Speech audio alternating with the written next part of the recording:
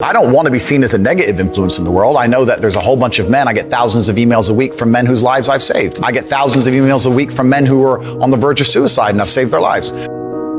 I believe in protecting and providing. I've been misunderstood. I don't want anybody to be offended by anything I say. I want to be a positive force in the world.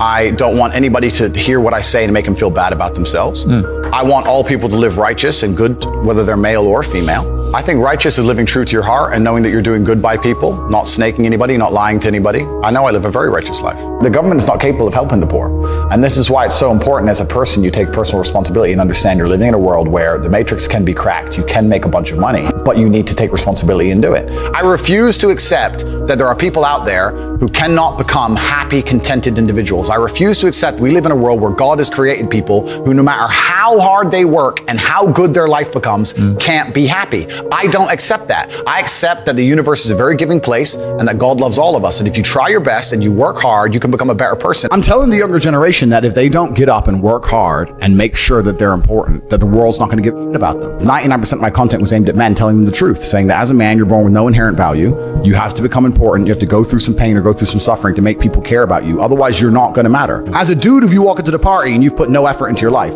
nobody gives a shit. Nobody cares about you. And every man out here knows. And one of the great things about the masculine journey and masculinity is that we've all lived a semi-similar story.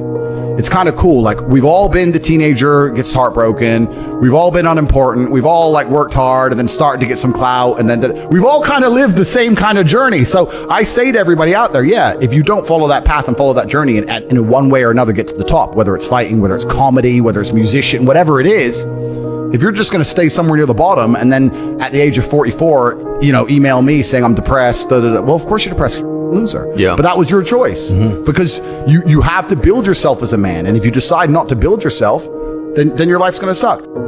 My main message is to resist the slave mind, to understand that every single thing you're being told has an agenda behind it or you wouldn't be told otherwise, to examine every strongly held belief you have and try and identify where it comes from and why you have it. I sit and argue with people, I discuss things with people, and they so fervently believe a point. And I say, why do you believe that so much? Like, do you have personal experience? No, but I saw the news. The news told you X, and now you are desperate. You will sit here for hours arguing that point. A lot of people are completely empty vessels ready to be programmed. And I try and tell people, listen, to just stop for a second and understand that the things they're telling you to believe are not necessarily for your benefit.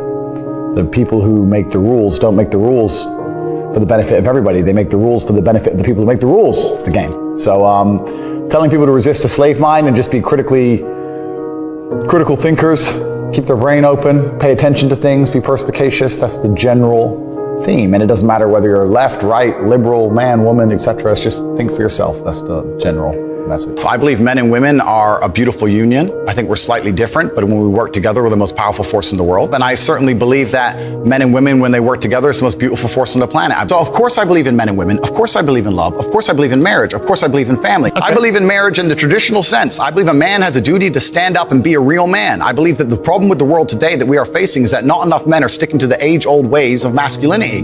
I believe that me standing up and saying a man must protect a woman and provide for her, so he needs to make sure that she's safe. He needs a degree of authority. I believe women are sovereign individuals and they can make any choice they so desire. I believe that feeling depressed is real. I don't believe depression as a clinical disease is real. No. I think PTSD is very real. Unfortunately, I have some friends who suffer from that. I know that feeling depressed is real. I believe that the number one power you have against these things are trying to take control of your own mind and affecting your own life. I believe that it's not healthy to hand over all your power and believe that depression is an outside disease that you can't affect. I know that when I've had difficult periods in my life, and also many of my friends, like I've said, suffered from PTSD and been through terrible things. I've lived a very difficult life, and I know people who have, that the things that made them feel better is when they woke up and said, you know what, I'm not going to allow this to damage me anymore. I'm going to take responsibility. I'm going to get up and I'm going to fight this as hard as I can. If someone comes to me and says I'm clinically depressed or I feel very, very sad, I would say the first thing you need to do is stop accepting the identity of a clinically depressed person. Stop accepting you have no control over this. And what you need to do is stop identifying that way, and let's work together to try and fight against it. A lot of people who are clinically depressed are suffering with something in their life, and if you fix the problem in their life, perhaps they won't feel depressed anymore. The thousands of people who have emailed me saying my doctor told me I was clinically depressed and it's a disease that I have got in my brain and I can't be fixed. And I started listening to you and I realized that that's not the case and I can can fix my own life, and you're the only person who has ever helped me. I believe feeling depressed is real. I do not believe it's a disease that you catch from the sky and you cannot affect. I believe that no matter what happens, I believe you have control of your own mind and you can fight against it. I believe if you change your circumstances in your life, you may feel different. I'll give you a quick example. I had a guy who emailed me saying he was clinically depressed and he was going to kill himself. I obviously am not a psychiatrist, I'm not a doctor. I told him, because I replied to my emails. I said, have you been to a psychiatrist? He said, yes, I'm clinically depressed. I've been on these pills, this amount of time. I'm on antidepressants, it doesn't work. I said, I don't know what to say to you besides this. And he said he lost his girlfriend, that's why I became clinically depressed. I said, listen, go to the gym, get a six-pack first. Once you've got a six-pack, email me again. If you still feel like killing yourself, I don't know what else to say to you, but I'd say, strong body is a strong mind, go train. He went, he started sending me progress pictures, emailing me him getting in better shape, and eventually got a six-pack. He's now a professional bodybuilder. And he said, I can't believe I was considering that. I feel so much better, etc. The doctor who was telling him he was clinically depressed and couldn't cure it, he started taking control of his own life, and now he felt better. That if somebody has depression of any kind, whether it's clinical, whether it exists or not, whether they feel depressed or not, whatever, that taking control of their life, taking personal responsibility and working hard is always going to be the positive, best thing they can possibly do for their life going forward. How positive is it? Of course, money can't buy happiness, I agree. But money is the third most important thing in the world. First is your health, because you have nothing if you're going to die. Second is your relationships, because you need love and family, that matters the most. But money can buy everything else. So money's the third most important thing.